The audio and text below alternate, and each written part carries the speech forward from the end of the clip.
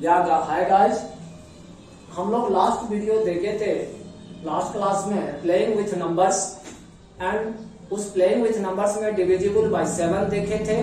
आज हम लोग डिस्कस करेंगे डिविजिबल बाय 11।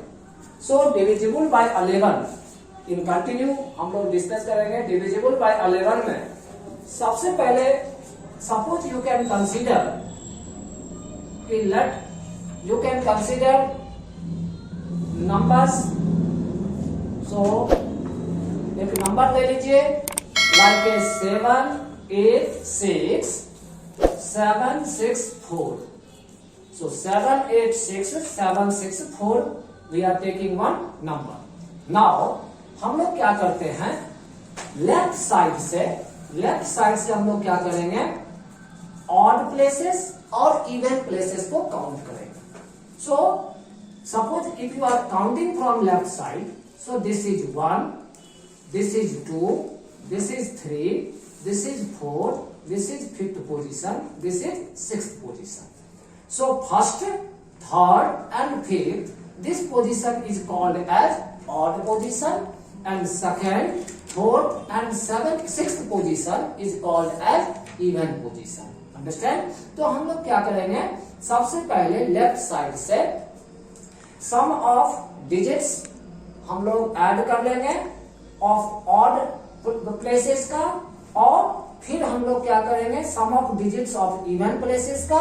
दोनों को ऐड करने के बाद फिर दोनों का डिफरेंस करते हैं, यानी ऑड प्लेसेस का सम कितना आया, इवन प्लेसेस का सम कितना आया, दोनों को सब्ट्रैक्ट करेंगे। सब्ट्रैक्ट करने के बाद अगर वो जो सब्ट्रैक्शन जो है अगर डिविजिबल बाय 11 है या डिविजिबल बाय 0 है, तो अगर 0 आता है तो हम कहेंगे कि यह 11 से डिविजिबल है, या अगर हम सब्ट्रैक्शन करने के बाद जो नंबर है अगर वो 11 से डिविजिबल है तो हम क्या कहेंगे, यह नंबर हमें 11 से डिविजिबल होगा।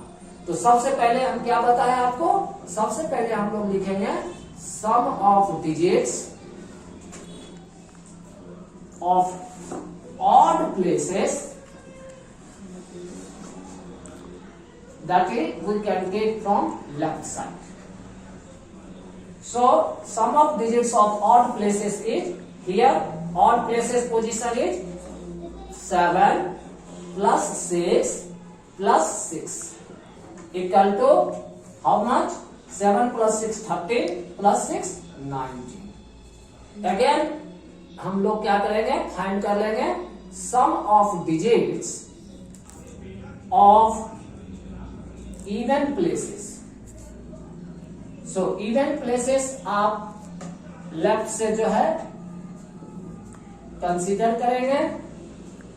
इवन प्लेसेस में हमारा वैल्यू है 8 plus 7 plus next one is 4। So this is also 19। अब हम तीसरा स्टेप क्या बताए, डिफरेंस कर देंगे। So sum of digits of odd places minus sum of digits of even places. So sum of digits of odd places is how much, 19, minus sum of digits of even places is also 19. So how much, 0. So what I told you, if 0 occurs then you can say that it is the given number is divisible by 11. So we can say that 7 8 6 7 4 5, sorry 7 8 6 7 6 4 is divisible by 11, is divisible by 11. So that is the method of divisible by 11. That's any question if they will give, you can do it this method. Okay, so that is the divisible by 11. अब हम लोग कुछ क्या करेंगे, कुछ example इस तरह से हम लोग लेंगे कि अगर आपके पास मिसिंग नंबर है तो हम कैसे उसको फुलफिल करते हैं। सो सपोज मिसिंग नंबर, आपको मिसिंग नंबर दिया हुआ है। सो मिसिंग नंबर को हम कैसे कंसीडर करके, how to check out, how to find it, you can see. Suppose you can take one questions and you can try to understand. Like first हम addition देखेंगे. So सम addition में हम missing number कैसे लिखेंगे वो देखिए. जैसे आपको एक क्वेश्चन दे देता है 2 2 2 नेक्स्ट 8 नेक्स्ट B B. हमें इसे ऐड करना है और ऐड करने के बाद वैल्यू आना चाहिए 285. ओके, देन अब आप चेक करना है यहां कितना है 2 + 8 हाउ मच, कितना आएगा 10. अब 10 में हम कितना ऐड करेंगे कि यह 5 आना चाहिए. और कभी भी ध्यान रखिए जो डिजिट आता है उसका हम वंस प्लेस लेते हैं. तो अगर आपको ऑलरेडी 2 और ऐड को ऐड करने पे 10 आ चुका है और आपको 5 की आवश्यकता है, यानी आपको इवन नंबर जो है सो कितना होना, सॉरी वंस प्लेस कितना होना चाहिए 5 होना चाहिए. तो 10 है और नेक्स्ट जो आपको टर्म आएगा वो क्या आएगा 11 12 13 14 15, यानी नेक्स्ट टर्म आएगा आपका 50.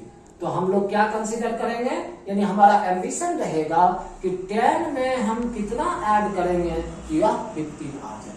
तो यहाँ पर हमने क्या किया, यहाँ पर b का वैल्यू 5 पुट करके देखेंगे. सो अगर आप यहाँ पर b वैल्यू 5 सब्स्टिट्यूट करते हो तो चेक करिए 2 + 8 + 5 = 15.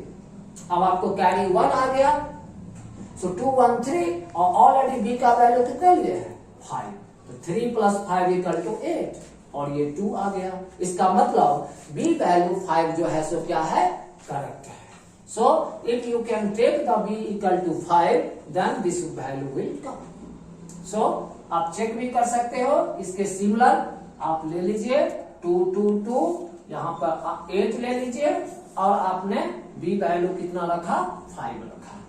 ऐड कर लीजिए तो 15 7 1 8 2.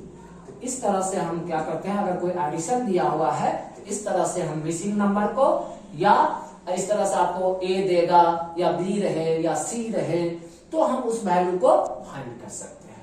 Take the screenshot. एंड हम लोग एक क्वेश्चन और देखते हैं. दूसरा एक क्वेश्चन देखिए, सिमिलर क्वेश्चन है. एक और क्वेश्चन को हम लोग चेक करेंगे तो आपको मालूम होगा. Like one example, take one question. यहां पर दिया है A. नेक्स्ट है आपको 7, नेक्स्ट दिया हुआ है आपको A. और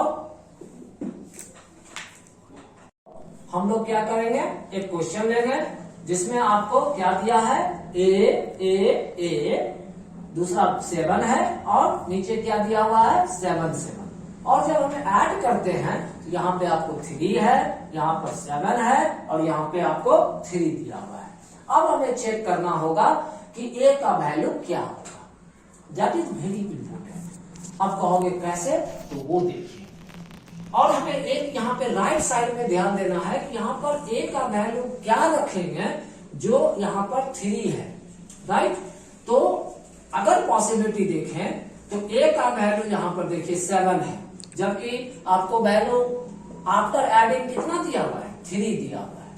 तो 7 में हम कितना ऐड करेंगे, जो हमें वंस डिजिट जो है सो पहला वंस डिजिट आपको क्या आएगा 3 आएगा.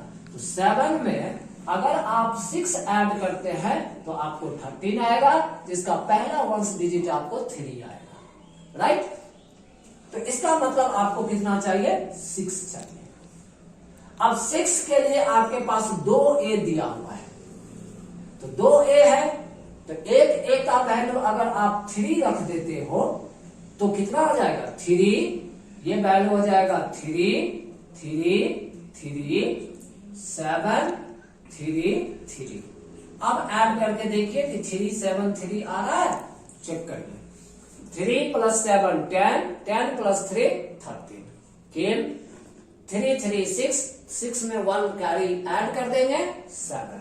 और यहाँ पर no carry, so 3 is safe. Clear. तो ये हो गया आपको एडिशन टर्म्स. तो एडिशन आपको इस तरह से आप इजीली सॉल्व कर सकते हैं. अब मैं एक दूसरा टर्म देता हूं मल्टीप्लीकेशन करके. मान लीजिए आप मल्टीप्लीकेशन फाइंड कर रहे हैं, तो मल्टीप्लीकेशन अगर आपको दिया हुआ है तो एडिशन और सब्ट्रैक्शन में हम इस तरह से सॉल्व कर सकते हैं। अब आपको मल्टीप्लीकेशन में कैसे हम मिसिंग टर्म को फाइंड करेंगे वो देखिए। जैसे आपको दिया है डी ई और आपको मल्टीप्लाई करना है 3 से और रिजल्ट आपको चाहिए F D and E. So now what you are observing कि हमें 3 से इसको मल्टीप्लाई करना है ई को, और हमें ई रिजल्ट ही चाहिए, यानी ई का हम क्या वैल्यू रखेंगे जिसको मल्टीप्लाई करने पर हमें ई आना चाहिए। सिमिलरली 3 से डी को हम क्या मल्टीप्लाई करेंगे कि डी रिजल्ट हमको डी आना चाहिए। That is the important. तो अब हम क्या करेंगे, देखिए जब आप 3 से डिवाइड करते हो, जब आप 3 से डिवाइड करोगे तो आप या मल्टीप्लाई करोगे तो आप ध्यान दीजिए कि 3 का आप 0 to 9 का जो आप फैक्टर लेते हैं तो क्या हो सकता है 3 into 0 इक्वल टू 0, और दूसरा केस हो सकता है 3 into 5 इक्वल टू 15, और 15 का आपको वंस प्लेस आएगा 5। यानी 3 से जब हम मल्टीपल करेंगे तो देयर आर द 2 चांसेस, या तो आप 0 रख सकते हो या 5 रख सकते हो। अगर आप 0 रखोगे तो आपको 0 ही आएगा, या आप 5 रखोगे तो आपको 5 आएगा।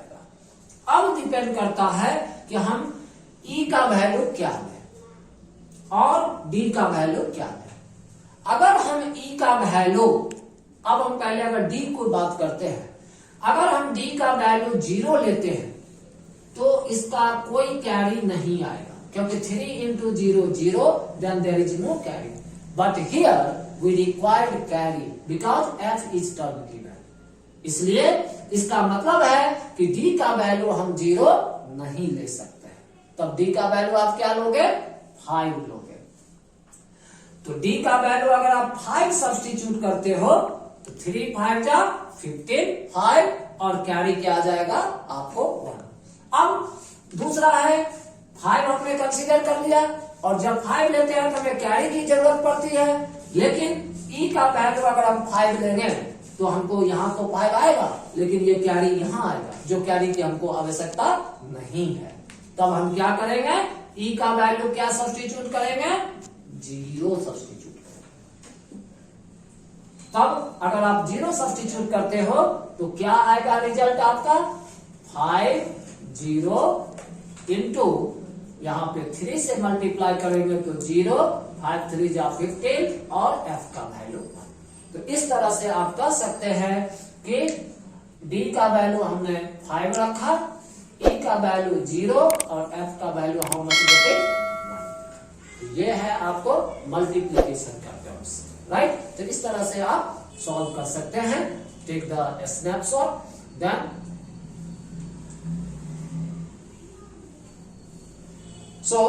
इस तरह से आप जो है कंटिन्यू करके सॉल्व कर सकते हैं। अगर आप एक हम डिवीजन का भी आपको स्टेप्स बताते हैं ताकि आपको इजी हो जाए सभी स्टेप्स। डिवीजन में अगर आप लेते हो जैसे 7 3k is divisible by 8, then it gives 9l. Then they are telling that find the k value, find the l value.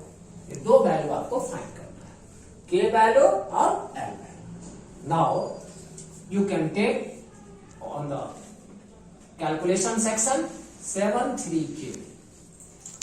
So 8 9 जा 72. How much? 1 we require. So अब 8 का अगर हम टेबल पर है तो 8 का 1 छोटा है, तो नेक्स्ट स्टेप जो हमारा टेबल होगा 8 1 जा 8, 8 2 जा 16, यानी मिनिमम के का वैल्यू हमको यहां पर कितना आना चाहिए 6 आना चाहिए। सो 8 2 जा अगर हम यहां पर 6 रखते हैं तभी ये जो है सो क्या होगा डिविजिबल होगा। इसका मतलब हम के का मिनिमम वैल्यू रखेंगे कितना 6 और एल का मिनिमम वैल्यू कितना हो जाएगा 2। So this is the divisible. तो हम इस तरह से इसे यहाँ पे डिवाइड करके चेक कर लेंगे कि के का मिनिमम वैल्यू कितना रखेंगे और एल का कितना मिनिमम वैल्यू रहेगा। क्लियर? तो ये है आपको डिविजिबल। तो आपने मिसिंग नंबर्स का बहुत सारे क्वेश्चंस देखे, एडिशन भी देखे और मल्टीप्लीकेशन देखे। एडिशन और सब्ट्रैक्शन ऑलमोस्ट सेम रहेगा। मल्टीप्लीकेशन देखे, डिवीजन देखे। तो ये है आपका प्लेइंग विथ नंबर्स का आज लास्ट क्लास है। और आप लोग जो है सो मेरे जो 8th क्लास का जो प्ले स्टोर में जाकर के आप चेक कर सकते हैं। 8th क्लास का प्ले स्टोर में प्लेइंग विथ नंबर्स का ऑल वीडियोस दिया हुआ है। 4 पार्ट्स है, part 1, part 2, part 3 and part 4। आप जाकर के देख सकते हैं और आपको कंप्लीट इस चैप्टर का पूरा आपको जो है सो बेसिक नॉलेज से लेकर के ईच एंड एवरी स्टेप तक जो है आपको अंडरस्टैंडिंग होगा। सो आप लोग जो है सो चैनल को जो है कंटिन्यू